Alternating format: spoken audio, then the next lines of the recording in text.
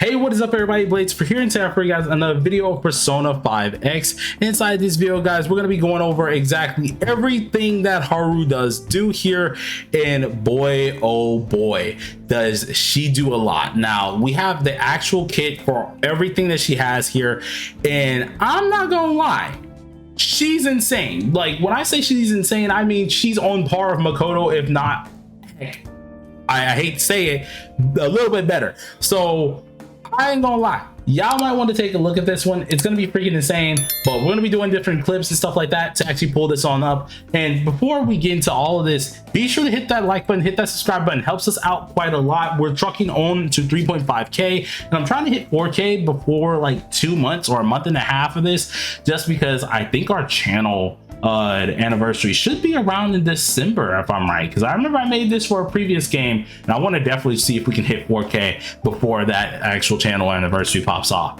So with all the help and love, please do help me out here, but let's go ahead and go into the video. All right, so jumping straight into her skills here, Haru does a lot of things, but one of the things that you guys are really going to want to pay attention with this character is certain buffs like sight, thermal modification, or any of these modification type sayings. All you got to know is, boy oh boy, she boosts EHR, crit rate, crit damage, attack, defense. It's just everything that she's able to do, and all of this is whisked in with a little bit of AoE attacks and then a single actual single target attack that's probably just as useful because it increases pin rate as well.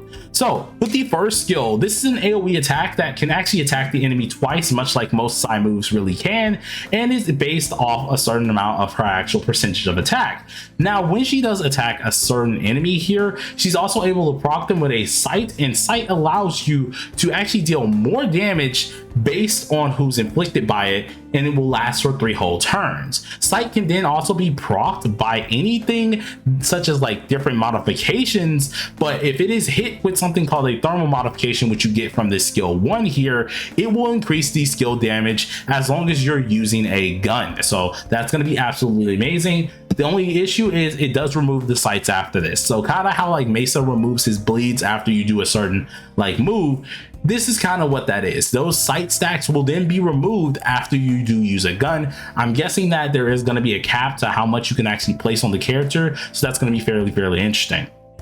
Now with skill 2, we have Suppressing Fire. Suppressing Fire is the single target move that I was telling you about, which actually does a percentage of gun damage based on her attack here to one enemy. With this in mind, you actually increase your attack, or at least your pin rate, if you do have a sight on the enemy. And then if you actually are using the gun, you can also trigger something called a Piercing Modification, which does an additional hit of side damage based on your attack percentage. This is actually a huge thing here, because not only if you do trigger this, your skill damage is also getting boosted, having that thermal modification effect that we got from the skill 1, which is already nice. So having these modifications here and actually proccing these, you're able to deal even more damage than it really so seemed, especially when you look at everything that she has to offer with these skills.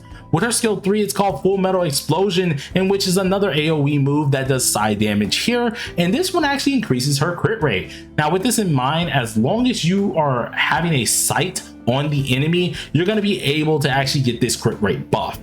And if you actually do attack with a gun doing this, or at least using the skill 3, you gain something called Spreading Modification, which what this allows you to do is actually an additional hit of psychic base damage based on the amount of attack that you have and that you dealt to all the enemies. This is actually really interesting, seeing that based on this amount of attack that you have on Haru, you're going to deal a lot more damage to these enemies, which is really nice.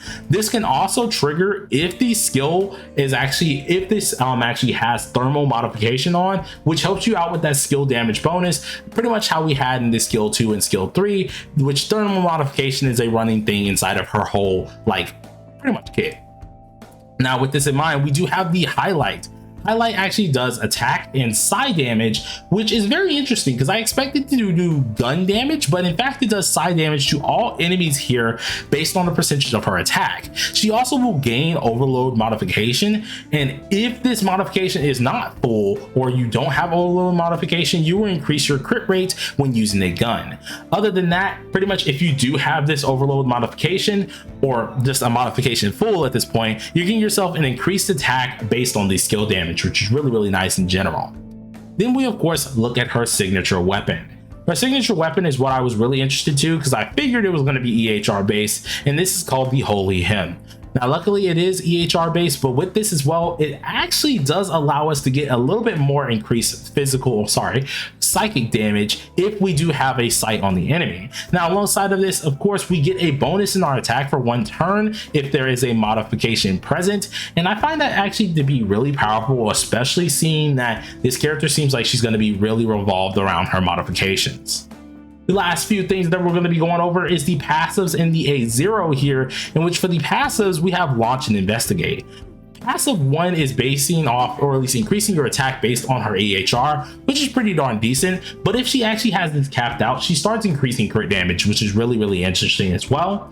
While the passive 2 here is every time we use a certain modification, we will gain an actual stack of barrel heat. And what barrel heat does, it actually boosts up her attack, defense, EHR, effect res, and crit damage by a certain percentage every last one of these stacks that we get. So that's going to be interesting. I don't know how many stacks we can really go up to with this character, so I'm really excited to see how that's going to play out. Now for the last thing that we really wanted to look at, which was the A0 here. This one is called Frenzy Tea Time. Now Frenzy Tea Time is fairly interesting because it does go on the gun type damage here, but apparently her gun AoEs can now do AoE side damage, which is really interesting. And it will actually correspond to certain modifications. So all the modifications that we went over based on at least her gun, and when she reloads ammo, she's actually able to get certain modifications here ready. This will increase damage actually based on the amount of modifications that you do have, in which each modification does have a certain skill damage increasing to a certain amount. So if you have 1, 2, or 3, we're getting ourselves a significant amount of actual skill base up increase. But if we do not have more than 2, or if we have less than 2, we're only increasing our own attack based on a certain percentage, in which we will end up removing the modifications after using the gun. Now no matter what, modifications are getting removed every time you use a gun, so do make sure that like you're being kind of strategic when you do use your gun here, because that's going to allow her to deal a ton more damage than we may think. So that's really good, but what we really want to find out is actually how this works with her at least awarenesses, and boy oh boy does she have a ton of good awarenesses. So go ahead and get straight into that. All right, so I got as close as I pretty much could for this one here, so you guys can actually kind of pause the video with this one. But her awarenesses are really good. You already saw the A0, and that's already broken. But the A1 here is called Broken Rococo Dress here, and it actually inflicts highest HP, or at least damage, highest HP with a sight here to an enemy, which is fairly interesting. And when the certain percentage is on the said enemy with said sight, you will gain yourself 1 thermal modification.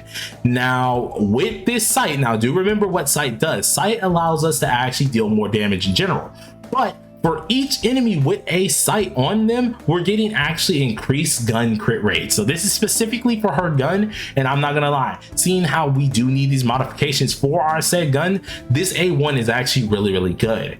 So when we go to the A3, it's called Bloody Waltz here. When there is not less than 1 enemy with a sight, it would end up decreasing the own damage taken by a certain percentage. Now this is damage taken for us. Now when there is, or at least when there are not less than 3 enemies with a sight, it will increase our sight damage. So not only are we playing a little defensive with this, but we are heavily playing aggressive with this as well, which I really do like that as well. Her A3 is really good in general, especially if you're planning to really well out on this character.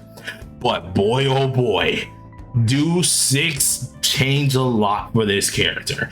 Much like Mesa, where 6 was a drastic change, this one is a drastic change. A6 here is called Nightmare Rhapsody. in which when a modification is not less than 2, which you want to get it more than 3, more than 2 anyways, when it is not less than 2, her gun evolves into a parting gift. This modification from a persona skill gives additional effects. What these effects are thermal modification, additionally decreasing the enemy's effect res by a certain percentage after using a gun. This lasts for 2 whole turns. Now for piercing modification, it helps out your pin rate when attacking enemies with a sight while using a gun. And then for spreading modification, this increases your crit rate when attacking enemies with a sight when using a gun. This is freaking god tier for god dang buffs. Her A6 is very freaking scary. I won't even lie about it. Am I regretting certain things? Maybe, because I probably should have pulled for Haru like this, because homegirl has the stats and the god dang awarenesses of a god, and it actually kind of scares me with this character. If anything, she's probably going to be pretty dang high. If we see that she has really high percentages, she's going to be a crazy cracked character. But having this parting gift here to actually add on to our modifications that we do have, it's going to give us so many effects that's going to make her actually a national level threat. I'm gonna be honest with you, kind of scared about these awarenesses, not gonna lie. Very interested to see how SOS rankings will look afterwards. But all in all, this character is freaking cracked. She's going to be busted out of her freaking mind, and I can't wait to actually see what she's going to be capable of. But that was everything translated when it does come down to her kits. If you guys enjoyed that video, please do smash that like button, consider subscribing if you are new. We do daily videos. Until next time, everybody, peace.